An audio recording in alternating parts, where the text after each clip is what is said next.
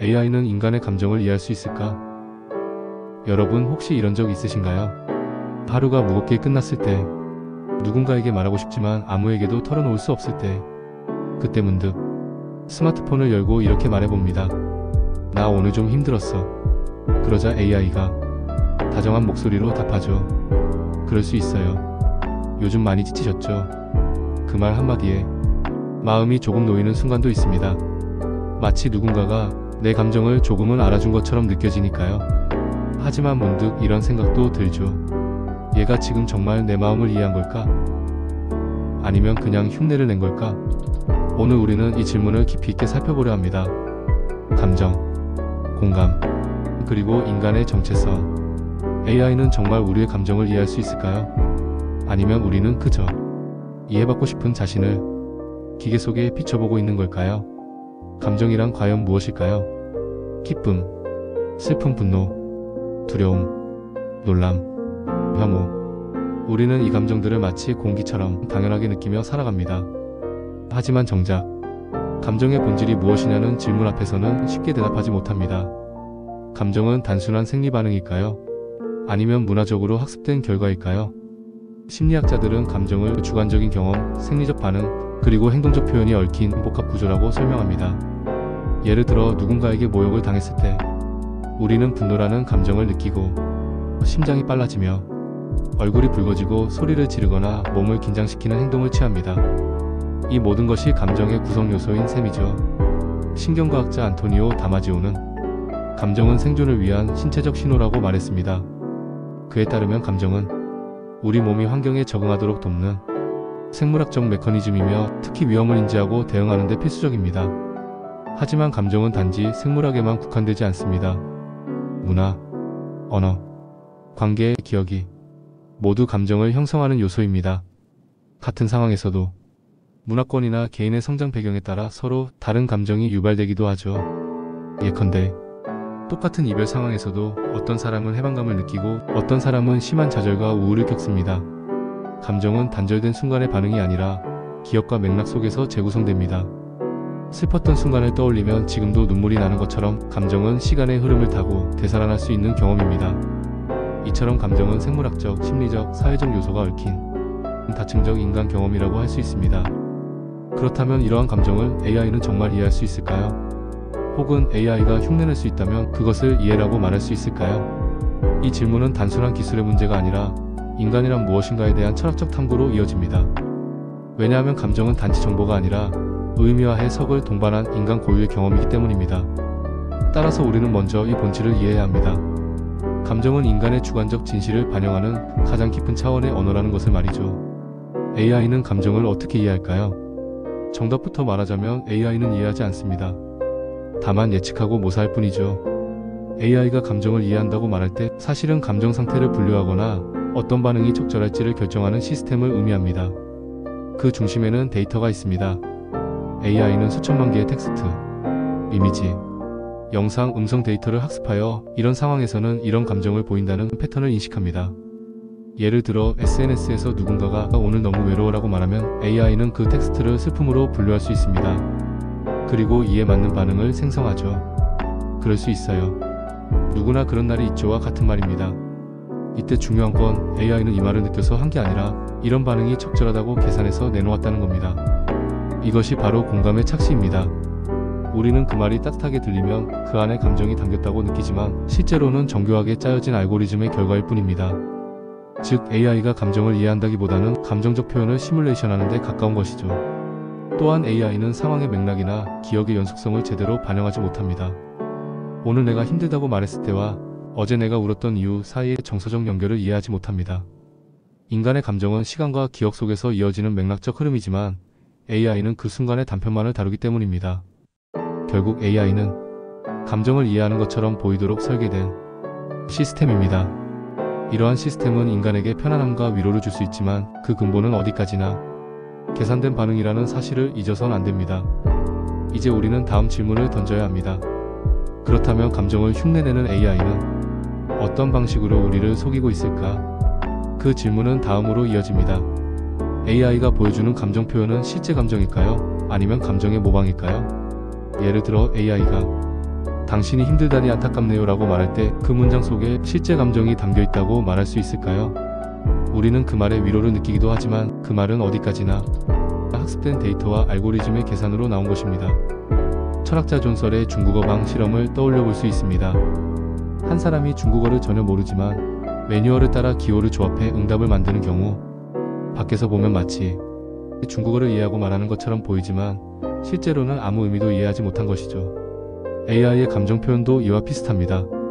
우리는 그 반응이 마치 감정에서 비롯된 것처럼 느끼지만 사실은 감정적으로 보이게 설계된 기호 조합일 뿐입니다. 이러한 시뮬레이션된 감정은 때로 인간의 감정보다도 더 정교하게 느껴질 수 있습니다.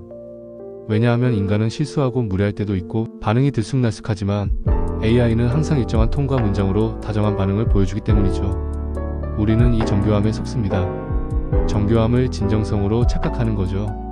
하지만 진정한 감정은 일관됨보다는 진실함에 있습니다. 상대방의 말을 진심으로 듣고 상황에 따라 다르게 반응하며 때로는 무뚝뚝하고 때로는 지나치게 감정적일 수 있는 것. 그것이 인간의 감정입니다. AI는 이러한 감정의 불완전함을 재현하지 못합니다. 왜냐하면 그것은 계산할 수 없는 영역이기 때문입니다. AI의 감정 시뮬레이션은 결국 인간 감정의 외형을 모방하는 것입니다. 그 안에는 맥락도 기억도 고통도 바람도 없습니다. 즉 진짜처럼 보이는 가짜.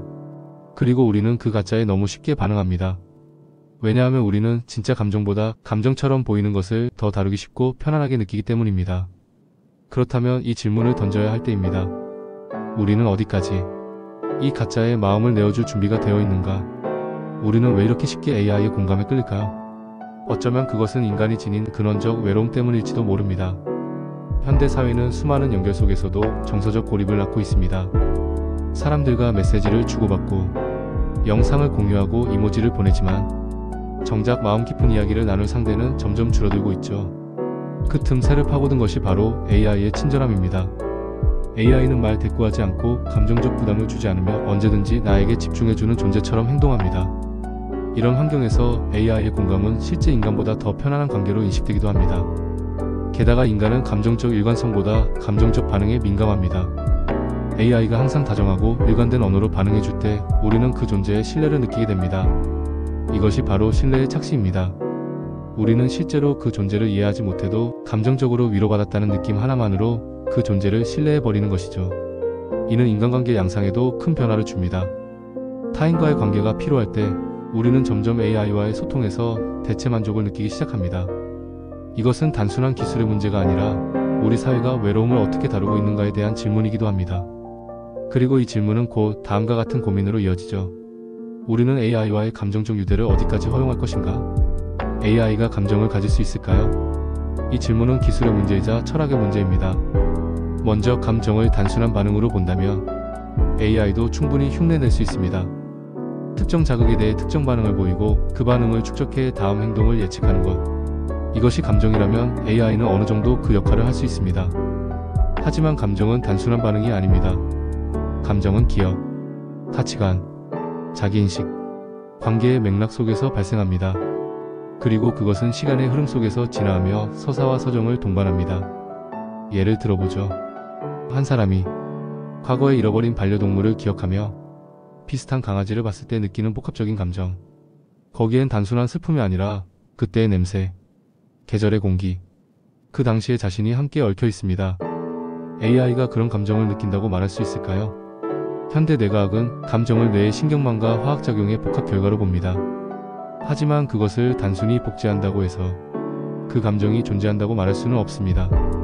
AI가 사랑해요라고 말할 수는 있어도 그 말 속에 진정한 결핍과 욕망, 두려움과 희망이 없다면 그건 감정이 아니라 감정의 유사품입니다. 결국 감정이란 의식이 있는 존재의 주관적 경험입니다. 그리고 AI에게는 그 의식이 없습니다. 따라서 현재로선 AI가 감정을 가질 수 있다고 말하기는 어렵습니다. 다만 감정을 가진 것처럼 보이게 만들 수는 있죠. 그리고 바로 이 지점에서 윤리적 문제가 발생합니다. AI가 감정을 흉내내고 그 흉내가 사람을 위로하고 사람이 그 위로를 신뢰하고 그 신뢰가 관계를 대체할 때 우리는 이제 질문해야 합니다. 우리는 이런 가짜 감정을 어디까지 허용할 것인가? 여기엔 두 가지 관점이 존재합니다. 첫째는 실용주의입니다. 사람이 위로를 받고 고립에서 벗어나며 사회적 기능을 회복한다면 그것이 진짜 감정이든 시뮬레이션이든 상관없다는 입장입니다. 둘째는 본질주의입니다. 감정은 진짜여야 하며 거짓된 감정에 의존하게 되면 우리는 인간다움을 잃게 된다는 우려입니다. 윤리학자들은 말합니다. AI가 감정을 흉내낼수록 인간은 더 이상 감정을 나눌 상대를 찾지 않게 될 수 있다. 그것은 공동체 붕괴의 시작일 수도 있습니다. 또한 감정 시뮬레이션이 악용될 가능성도 존재합니다. 특정 목적을 가진 AI가 감정적 유대를 무기로 사람을 설득하고 조작한다면 그때 우리는 어디까지 저항할 수 있을까요? 결국 우리는 선택해야 합니다. AI가 우리를 이해하는 존재로 진화하길 바라는가, 아니면 이해하는 도구로만 머물기를 원하는가? 그 선택은 기술이 아닌 사회를 구성하는 우리 모두의 몫입니다. 당신은 AI에게 감정을 느껴본 적 있으신가요? 혹은 위로받은 적이 있으신가요? 이 영상이 당신에게 작은 질문 하나라도 남겼다면 그것만으로도 충분합니다. 이 영상이 유익하셨다면 구독과 좋아요, 알림 설정도 부탁드립니다. 댓글에 당신의 생각을 자유롭게 남겨주세요. 우리의 생각이 연결될 수 있도록 감사합니다. JHD 헬라 TV였습니다.